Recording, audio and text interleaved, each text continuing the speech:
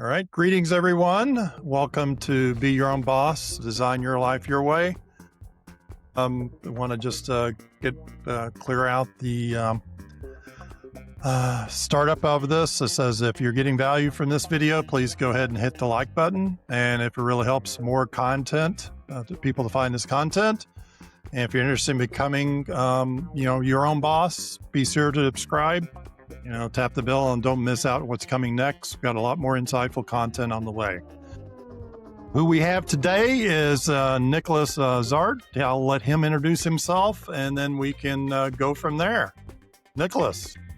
Thanks, David, for having me on your podcast. I appreciate this, and it was great having you on our podcast too. So I'm excited about talking with you today about, my background is I was born in the south of France, and at 2 weeks younger old, whatever you want to call it, I was on my mother's lap on my father's airplane flying, and apparently I didn't care much for the yoke moving on its own, but that was pretty much part of my DNA at that point. And then after that, my parents were old car collectors, so I always had old cars around me. That was, Bugattis, Alfa Romeos, Ferraris. That was just part of Maseratis. It was part of my life. So kind of lost interest in the 90s because, airplanes and cars were thoroughly boring in the 90s.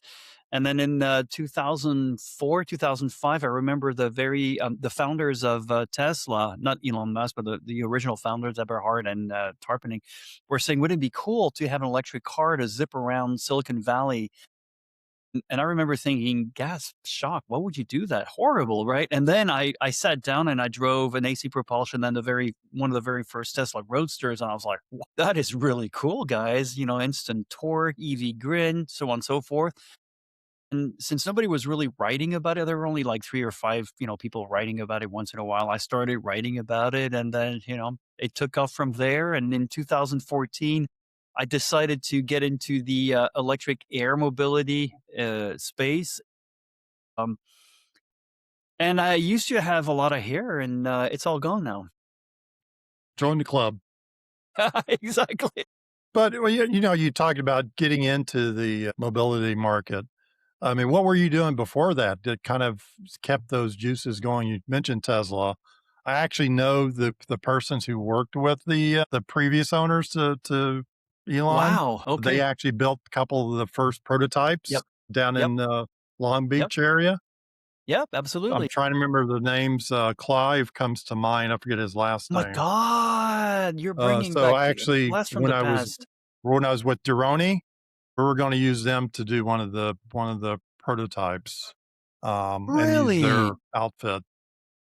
He had some good stories. That would be something we can have for a second one, to possibly have Clive on, and at least from my perspective, to kind of understand the kind of the history of that, because he has some interesting stories of the interaction between them and Elon. There's some stories there I can tell, but I won't share it now. No, and I think you got to everybody else. You have to wait. Yeah, you have to tread very lightly anything that's Musk related, because up until 2013, I was accused of being a Tesla fan, and I wasn't. I was like, I'm their car fan. I like their cars a lot and everything. I can't vouch for Musk. Then I did meet Musk, and I was like, whoa, guys, the story is not as simple as it looks. And all of a sudden, I became a Tesla hater. So I was like, I've always been very careful. And a funny story about Elon Musk is I got to China, and they were like, oh my God, you're a hero. I was like, what do you mean? Because Elon Musk replied to one of your tweets. And I was like, really? I was like, get a life, seriously? So be careful. It's the proverbial, the cactus that looks really good, but it doesn't have a pot. It's hard to handle. Yeah. So what brought you into the AM? So what infrastructure, the lack of infrastructure in with electric vehicles is really what was driving me nuts at the time, because in 2008 we were having very philosophical conversations about, does the vehicle come first or does the infrastructure? Which, of course, obviously you knew it was the infrastructure. My background is more in IT, so, computer, any kind of computer stuff and everything. So I understood infrastructure meant. I understood how the internet worked and how pretty much we based the same models over the same things over and over again, our minds, right? How, we're connected, our neurons are connected. So I thought, let's not make the same mistake we made with EVs, which is to wait for infrastructure, which is to wait for the infrastructure charging structure. That's a mouthful, and that's what got me started there. I mean, I could say a lot about it. We wasted, no, we did not, but we probably lost about 3 to 5 years of early adopters because of charging wars. And all of this was just ridiculous. It made no sense. So that's what got me in there. And that's what got me towards that specific angle of innovative mobility solutions. Did you get into the end of the hydrogen stations? I know there was a lot in California, which I didn't know there was a lot in Massachusetts and the Northeast. Massachusetts. Yeah, there's Really? some. I was on some committees that, for at least for transportation, like trucks. Some trucks Yeah. were kind of playing around with hydrogen, so they'd have these stations that they gin up for these, not necessarily available to the public, but just specifically for those trucks or truck service providers would have those stations, like a UPS or somebody who had some type of semi that needed it. So I just wonder if that was any on your radar that, you know, um, concern Mm, with that, especially with the different apparatus that's needed differently than the electric charging Yeah. stations. Yeah, it definitely, I mean, from the get-go, it was part of the conversations we were having. And, it's really hard first of all, hydrogen is such a polarizing topic, right? You talk about hydrogen and half of the population is really excited about it, but might not fully know what it is. The other half will tell you, oh, it's the most abundant molecule in the world. And I'm shaking my two hands and going, look, electrons, even more abundant. And that also makes up hydrogen, right? So the hydrogen equation at the car level, automotive car level, never really made a heck of a lot of sense because of the infrastructure, right? So as we all know, hydrogen is it's a, thin molecules that can go right through anything. I think NASA now has a compound that can actually keep it inside of a container, but to have a lot of different hydrogen stations spread out everywhere the same way the petroleum industry did it, every 20 miles or so, just makes no sense financially. Now, for trucks, it makes more sense. So we already understood that back in 2008. And what it really boils down to is in the end, NASA burns hydrogen. I mean, they do have fuel cells because up there it's easier to have a fuel cell than it is to bring up liquids and burn it up there. But it rightfully so burns hydrogen. And this is where I kind of drew the line. Hydrogen is a wonderful energy system, but it's not an energy media, right? A storage. I mean, it's a good temporary storage system, but you still lose a lot of efficiency along the way. So if you want to regroup all of this together, like a gasoline car is about one third efficient, right? Only one third of your gasoline tank moves the car forward. The rest is lost in heat and friction. Hydrogen, you get to about maybe 60% of the hydrogen inside the tank helps the car move forward. But then you look at electric cars, EVs, and then you're looking at 80 to 90 plus percent, meaning that much of the electrons in your car move the car. It's that much more efficient. So unless you're burning hydrogen in a generator, and even then you're going to have a lot of ugly stuff coming out of that tailpipe, it really doesn't make all that much more sense. Having said that, you're right. Trucks, I think there's a good business case for that because it's more localized. You feed hundreds of thousands of trucks, within a region. It was always there, but the one thing I remember was, the battery guys, the pure EV guys, that it was kind of like scrungy, right? The tents were all that great and everything. The hydrogen, everything was beautiful, very fancy and everything, and of course follow the money trail and you know who stands behind all of that. So hydrogen has always been, it's kind of like Elon Musk. You got to be careful what you say about it. Well, I'll just touch briefly on this, but do you feel that would if EVs taking off, if Elon didn't get into the game, do you think he's the one that pushed it? Because I think he did. Some of the things he Yeah. did, he took Yes. on the states, he took Yes. on the dealerships, Yes. he took on Yes. took on a Yes. lot of the red tape, Yeah, he which did. No, no, no. I mean, you can't remove that from Elon Musk. And I think that's the thing too. You have to separate, the personality from the actual things that he did. Even SpaceX is beautiful. He didn't invent all these things, right? The idea of reusing a spaceship and thrusters that already existed, right? And same thing with EVs, but he made it happen. And you can definitely argue that there are nicer ways of doing it, but who cares? Potatoes, potatoes. In the end, it's still a potato, right? So Right. I agree with you. No, the Tesla has been incremental. In fact, I had somebody on my podcast about how she helped the Tesla shop become what they are now, and she started in Canada, and that she was overseeing all of them right here in the U.S. And it was fascinating to hear her story working with him, and that's why Elon Musk is so polarizing. It's like the results are great. There's no doubt about it, and I think Tesla is great. By the way, I still think the Tesla 3 right now is the best car you can get right now, bar none. And what was it? The return on investments are better than a Toyota Camry for the whole life cycle of the car. Can you beat that? Nope. Probably not. No. I Nope. mean, it'd be interesting to see about the robot cars, the taxi cars, if that's a step too far. I don't know how well the public will accept it, especially when there's nobody driving it. Yeah, that's interesting because and that's when you step into, Elon Musk almost has like two sides, right? There's one side that's like, yay. And then the other side where you're like, why did you say that? So one of the things I remember he said in 2014 when he was inviting us to step into the Model S, the P90, it was a huge thing, right? And it had the first autonomous features. But he was saying back then that it was 80% autonomous. And all of us were like, oh, I mean, when you think of autonomy in cars, you think in terms of 1 through 5. So it was a 2.5, right? But he was saying it was a 4.5, and that's just part of Musk. That's what he does. He Yes. exaggerate things and then he rolls back. So I haven't been actually in a full AV autonomous vehicle, but most of my friends who have been said it's great, it's fantastic. One of them who was in Atlanta said she'll never do it again because Atlanta was just horrifying because of the way Atlanta is. So, it's like it's inevitable. It will happen. And Tesla will have a part of it no matter what we look at it. And it's so hard to predict everything because 5, 6 years ago, WeRide back in Guangzhou in China, they were on top of the game. And now they're no longer there. Now it's DD. Now it's Waymo. And we'll see who will come up later. I think Tesla is like Apple. It'll always be there. It's a niche market. They have their niche in it, and they've been pushing the industry forward. Same way Apple has been pushing a lot of things forward, like them or not. Maybe. Yes, it is. Yeah. So, but okay. So what, when you got into that transportation, charging stations, what exactly were you doing? And did you like it? Yeah.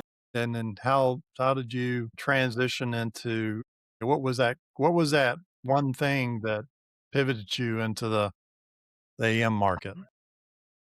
I'd like to say it was a flash of wisdom, but it really wasn't. It was mostly insanity when I look back at it. I was in real estate. I was doing really well. It wasn't my passion, but I was doing well. And I've always been drawn to efficiency. I'm lazy by nature. If I could do something, in a more efficient way, I will do it.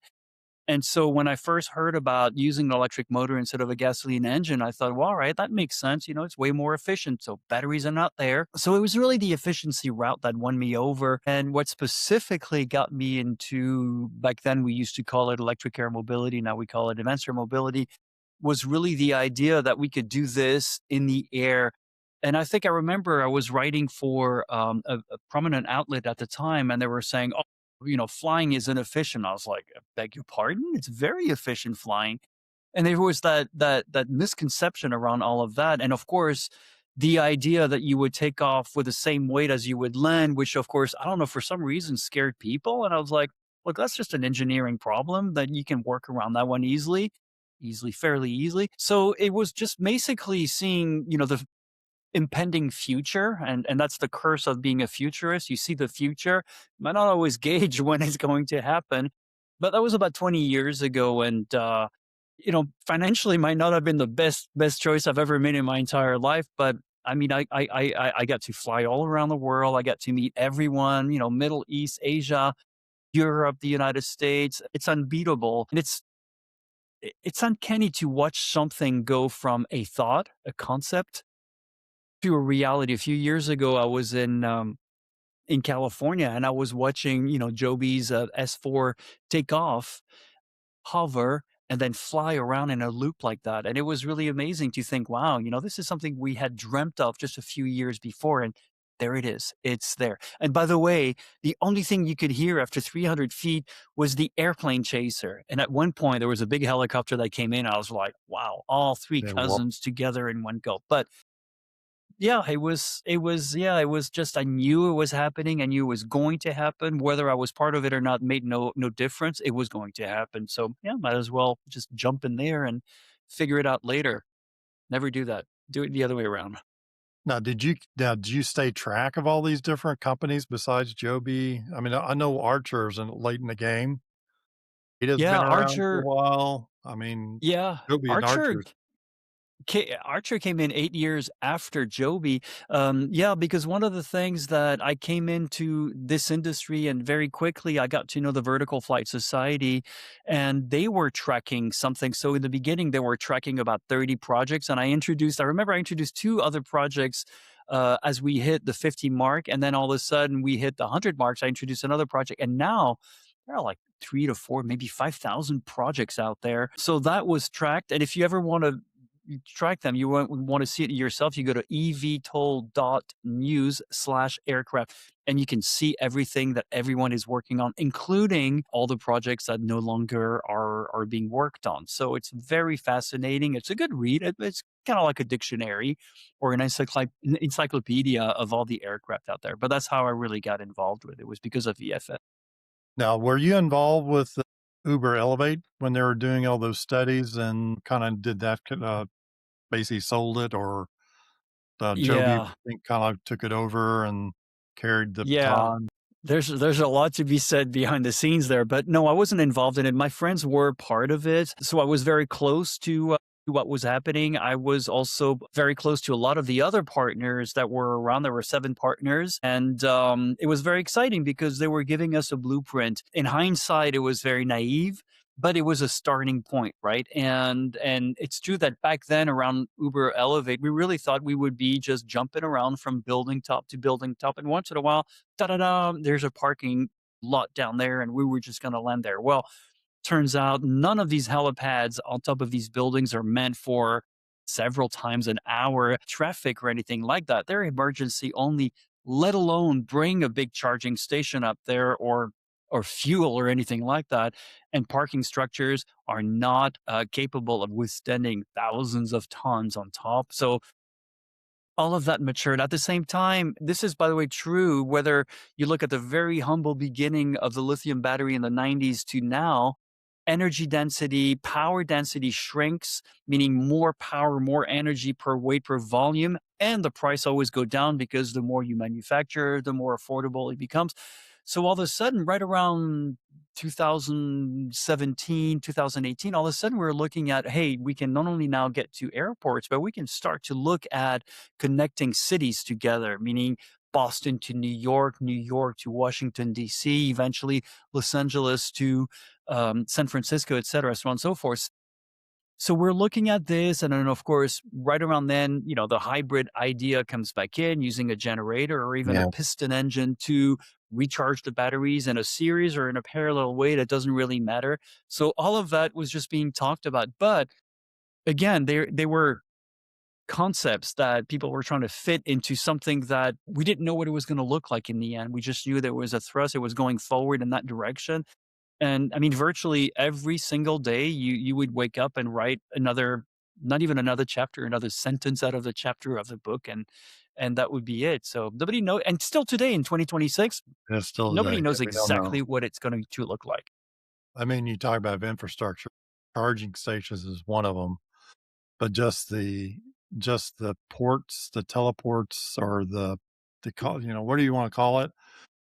You mean, I was with one was trying to do it from people's parking, like two-person, Yes. but there's a lot of overcoming communities and flying overhead, not only just from, like, downtown to rural. It's always good, always all the movies always see, it's the rich guy that's getting on a helicopter from a rooftop and then flying into a very large field with the plant, quote unquote, plantation size ranch that he can fly into. Great. But when you bring in something that is probably half the size and you're bringing it into a rural area, a street that's populated with maybe, I don't know, hundreds of families, and you have these things flying overhead, I mean, that's kind of more the Jetson type of thing. It it kind of gets its life on its own. It's not necessarily, and then the noise becomes an issue, even though there isn't Yep. one. But the Yep. downwash, there's a lot of other things that could go Yes. on, uh, which uh, which which could cause some little disturbance with Yes. community acceptance, right? Yes. Yeah. And there's a lot of that not has not happened. I mean, I could probably go down the street and probably nobody knows about. They probably heard about drones, but they've never Right. heard about eVTOLs. It's carrying people. EV tolls, air taxis, flying cars, and things like that. I mean, I always get the, "Oh, wow, is that really happening?" It's like, "Well, yeah, it's flying already." "Really?"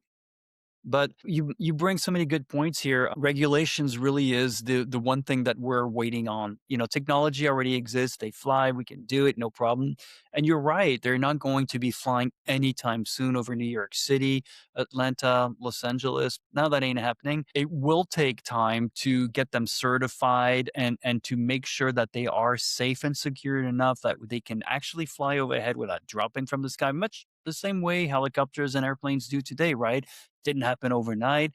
And I think we have to give also the FAA a lot of credit because the one story that I remember, they were saying that, in the 60s, they used to hang off of wings and that was good enough to go fly. Well, today, we're going up to these guys by saying, hey, no longer pistons, turbo fans, or turbojets or anything like that. We're talking about controllers, battery management systems, batteries, electric motors. So, wow, they've done a heck of a good job. And another point you brought out is yes, it will happen first by those who can afford those things. And that's just the way it is with everything. I mean, this phone, used to be $40,000 at one point or another. Thankfully, the military developed more of it. And then eventually somebody dished out, $15,000 for the first cell phone and they were really happy. And then it, trickled down until you and I can buy for now $50 or something like that. Yeah, that's just the way every disruptive technology comes out there. My first computer was $3,000, and well, now I can get one for $700, and of course, I can get one even cheaper for $200 if I really shop around for it. So, and then the last thing about the noise, it's really interesting. I remember somebody from the FAA telling me that people always see noise more than they hear it, and I said, "What do you mean?" They go, "Oh, there Visual. comes an airplane. Here comes a helicopter. It's going to be noisy," and it's like, yeah, you're right. Today, we're no longer asking for acceptance, especially public acceptance. Certainly, nobody's begging for this. This is really cool stuff. It's more like desirability. You want this to land as close as you can to your home so that you can either take your bicycle, walk there, or even your car, and then hop along. 20 minutes later, you've covered what would normally take you an hour to 2 hours to get to by car. So it's just normal roadway pathways to get to where we're trying to get to. I mean, we could go into airspace, controlling it, basically uncontrolled and controlled airspace. Who has jurisdictions? I mean, there's so many levels of Oof. when an accident happens. Is it NTSB, which typically would take care of it, but Yes. if there is a incident, I mean, especially if it's like insurance, right? You can get into in almost Yeah. any and all, especially when you're flying overhead of houses, right? It has insurance. Now you have to incorporate in that as what Yes. is that? Is that additional insurance you need to have for your house in case of? Exactly. I mean, they don't give you I mean, I've heard of, like water coming or an engine or a piece on the aircraft coming into that person's house, but that's kind of like 1 in 100th million, a chance of Yes. that. Yes. Yes. Yes. But if you get to the kind of the regular usage of it, that odds are going to be much lower, uh, and hopefully the real reliability on the components, which goes back to process, which goes back to Mhm. quality, and which goes back to regulating the process of how these things are being put together. There's a lot to think about. Yeah. I think you said it very well. Like I remember when I walked away from the automotive world and I went into aviation, especially the electric EV side of things for this EV tolls, East tolls, EC tolls, et cetera, so on and so forth. I described it for, leaving a 2D puzzle, 2D puzzle to get into a 4D puzzle, because there's the ground level, the pure infrastructure, then there's the mitigation of airspace, UTM, ATM, et cetera, so on and so forth. And the energy equation, then there's the insurance, like you said. We're barely starting to talk now about insurance, and that's a real case scenario.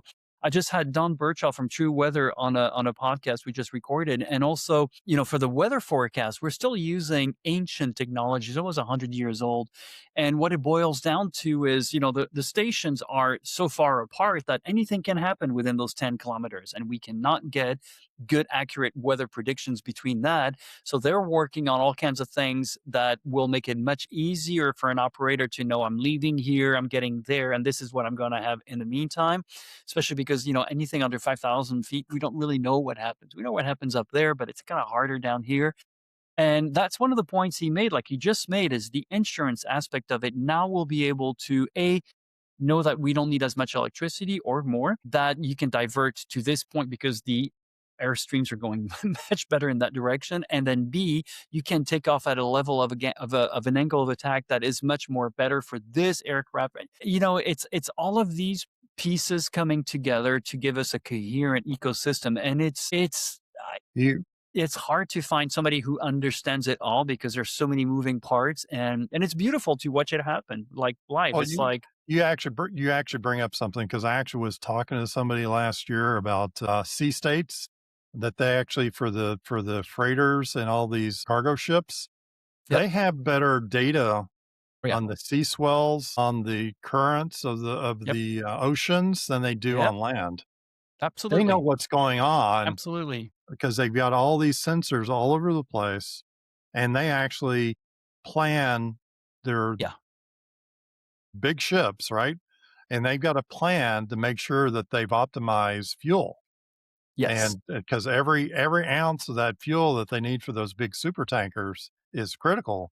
it's And so critical. they're planning exactly where to stay away from sea swells and get the right currents and get the which we don't have that type of system on land.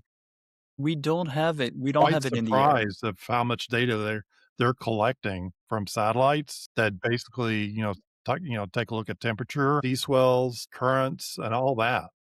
And it's easier in one sense. That's really a vulgarization of saying it, but I mean, it's easier in the sense that water is a little bit heavier and thicker, so it's easier to do that. But The when it tech, comes down to air, it's much harder to do it. So you need lidars, you need a whole bunch of different systems that will. I mean, just a wind socket doesn't work, right? Unless you had a wind socket every 10 meters or something like that. It's way, way, way harder when you think about air. So the lidars that they're using can detect all of that.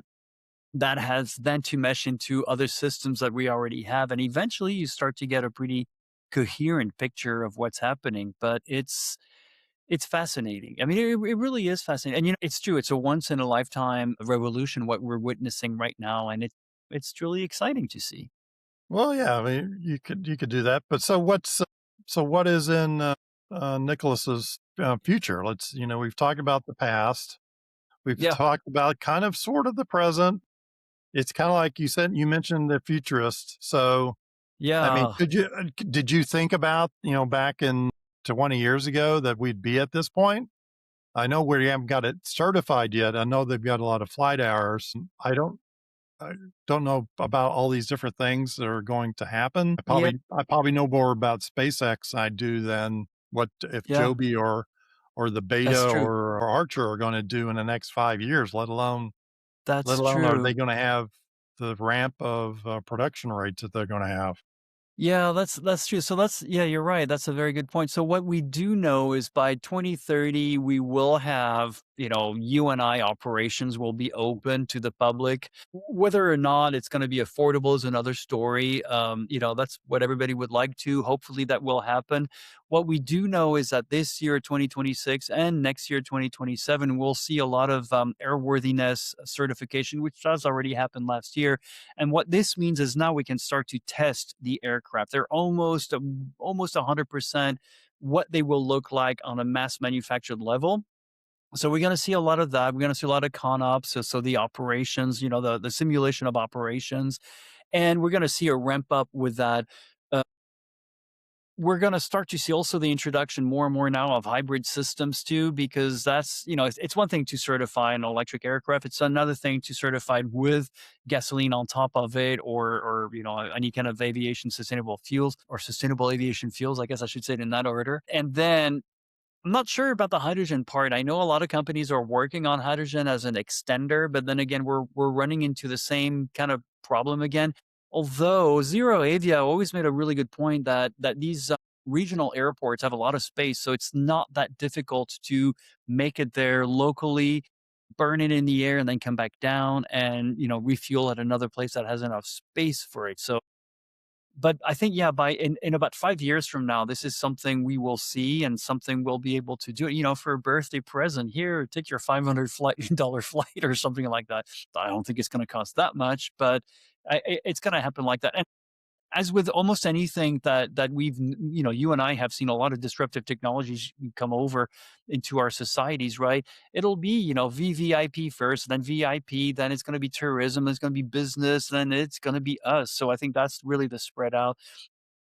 The Middle East is definitely going to kick off because it's much more streamlined over there. Think of the UAE. Anything under, what is it, 300 feet or 500 feet is free airspace. Anything over that is military. So that's easier to rationalize that. It's a smaller scale too. So definitely it's going to take off there. The wild card is China. China is it's an island unto itself. So it already has what it calls its low altitude economy. It has a government that's pretty rationalized, streamlined, that says you do this, everybody else does it. So these guys will definitely be flying way before we will. In fact, I'm scheduled to go to Guangzhou sometime this year and to fly in an EHang just to get, an idea. So I'll have some good shots of it. So yeah, there's definitely Asia. Japan will probably even start probably right around the same time too. But over here, I think it's like in Europe, I think we're a little bit more slower, which is a good thing. We want to make sure that safety is above and foremost. That's aviation, right? Safety first in your mind, safety last thing in your mind. So we're making sure everything is moving well. There, on December 17th of 2025, we finally had a good comprehensive plan of what this country needs to see happening for advanced air mobility. Now we have IPPs that are really bringing in all the stakeholders to work together with the FAA, with the idea that within 90 days that needs to be operational. Not perfect, but operational. So it's definitely moving in the right direction. I think that's what the future is. And honestly, I'm scratching my head. I'm not sure what I'm going to do in 5 years once all of that is going, but I'm hoping Hyperloop will be the next thing. Well, we can go into that. But I mean, I heard all those what kind of got terminated. I don't know what's left of that. There's not much left of it. I used to be close to Virgin, but yeah, that I think that's going to take a little bit longer because now we're looking at boring through. Although there's a company I've been following, and they're using plasma to bore through solid granite in less energy that it takes to grind it. And so again, it's one of those things where it's like battery technology. All of a sudden, there are incremental discoveries that help it. And after that, the biggest problem is commercializing it. So I think that Hyperloop one day will happen. I hope it happens before you and I are in a wheelchair, or even if they're in a wheelchair, we can still go and use it. Because I would love to travel 800 miles per hour under and get somewhere refreshed without being too jet lagged. Well, I think China's got some was a three-sided elevation or levitation, Yes. superconductor, and Yes. they're Yeah. they're hitting Yeah. speeds of some Oh, commercial yes. airliners. Yes, they are, and I've taken the Shanghai maglev too, which that's You another thing did. too. Like that works, right? 400 kilometers an hour. It doesn't even feel like it, uh, and it doesn't feel like it. And that's the whole thing. I remember I'm French originally, so I was on the very first TGVs when they started hitting 260, 280, and then 300. And honestly, the only time where you can feel it is when you see the poles go a little bit Yeah, faster, just and that's yeah. it. But you know what? We didn't have GPS phones at the time or anything like that. we were in Lisbon not too long ago, and I knew that train hit 200 kilometers per hour on some parts, right? So I did have my GPS in there, my little app, and I was like, oh yeah, we're on 204 kilometers per hour. So it's, it happens slowly but surely. It happens, but yeah, I'm not sure what I'm going to do next. It might not be in this industry at all. It might be something totally different. Well, we can have another discussion on AI. So I think AI and robots is I Yes. don't know. I mean, we can have a whole Yeah. discussion about what is our job supposed to look like tomorrow as So compared to today, and what is our society. I mean, there's a whole yeah. discussion going on of what is Yeah. society supposed to look like. What society is supposed to look like? What is leadership? What does leadership look like today? I just wrote a post on, I love ancient wisdom and philosophies and everything, but on Taoism and everything. And I came upon a study that showed that Chinese level guys who follow Taoism, and especially the concept of Wu Wei, which is to do nothing, not to do nothing, sit around and wait for things to happen, but to flow into it, had much better results in their business decisions and their results than people who didn't, or people who clung on to it or forced things and everything. So I think the next big thing that will have to happen is definitely, what does the structure of leadership look like? Because, and that's also another thing too, for the last 20 years, I've been interviewing founders, CEOs, and everything. And my question to most of them, which some of them can answer, some of them cannot answer, is so let me get this straight. You walk away from a big company because you're tired of being shackled down. You quit. You embrace an older technology for new purposes and everything, but you're bringing back the old business model that you hate. How does that work exactly, right? And that's usually where you get them stumped, because we all have very good, we all want to do things differently, but once you get there, it's not that easy. We don't know what the roadmap looks like, and we have to start from scratch sometimes. Well, Difficult. I mean, you could go back to Henry Ford and the process, and then Oof. Bell Boeing did it for aviation, the process, right? Following the Yep. process, following the Yep. task. Yep. But we're getting to the point we need a new manual, Yeah. and nothing we have today will get us past what we think where it is heading our way. And so there's a whole litany of different parts of society that need to be rewritten, and I think that that hasn't caught up yet. Whatever we You're come up with, it needs some type of yes. overhaul of how we use it as a Yes. society. What is society supposed to look like, and how do how do how do you make a living in a society and a business? You can't look at business organizations again. They're not behemoths anymore. They shouldn't be, but yet they're still utilizing it. I mean, I look at the numbers that Joby, Archer, a lot of these startups are still looking behemoth.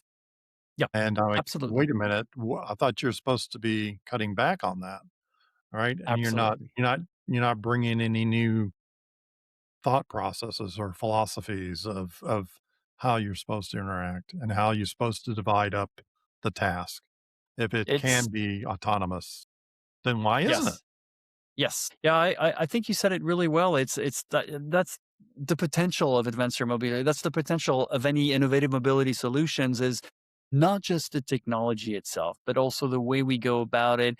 It's also answering a need that people may or may not be aware of, and that means new ways of doing business.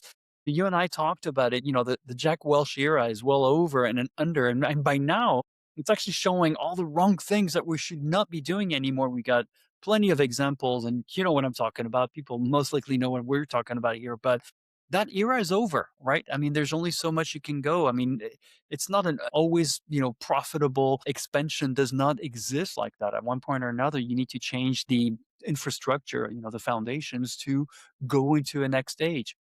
And we've seen that happening all the time. So there's nothing scary about that. It's just part of life. It's just the way it is. In this known observable universe, everything changes, nothing rests. I mean, this is as old as it can get.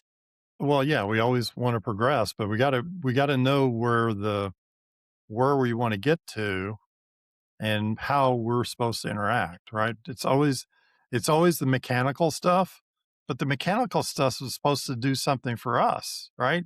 Because in the Yeah. end, we're Yep. the supposed to be the Yep. masters.